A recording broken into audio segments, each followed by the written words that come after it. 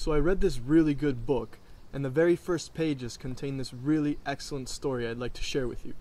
The author, Jack Kornfield, was a young Buddhist monk, and he was going into a monastery in Thailand. He was told by his elders that he had to bow every time he entered the meditation hall, and he also had to bow every time he saw one of the elder monks. And an elder monk was a monk that had entered the monastery before he did. Now this basically meant every single other monk in the monastery, because he had only been there for about 2 weeks. So it seemed a little ridiculous to bow to some of these monks sometimes, because he had to bow to these farmers that were there. They were really old and just sat around all day, didn't really take it very seriously. And they also had to bow to these 21-year-old monks that were only there because they could eat better food in the monastery than at home. So at first he didn't really like bowing. Sometime later though, he decided to try and make it work.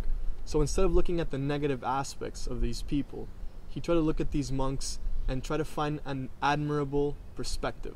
So when he bowed down to the farmer, he would look at his wrinkles, and he would think about all the suffering and experiences he's been through in his life as an old farmer, and he would bow down to that.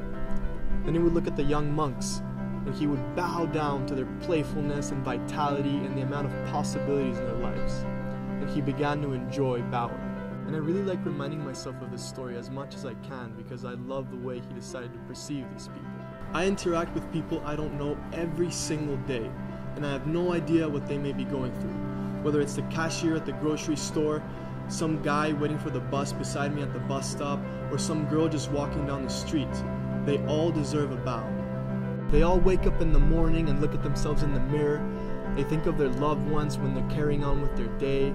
They have goals and aspirations, and they're all on this really tough journey, just like I am. And I forget about this all the time. Like the one time I was riding my bike across this very crosswalk, and there was this old man walking across really slowly. And I was braking my bike, and I was thinking, come on old man, hurry up, why are you going so slow? Could you go any slower? And right as I was about to think about one more negative aspect of this old man, I fell off my bike. I scraped my elbows and my knees, and when I was sliding across the concrete, I realized why I had fallen. Because I forgot that this old man is not just some old man walking down the street. This is a man that has been alive way more than I have, and he used to be young too.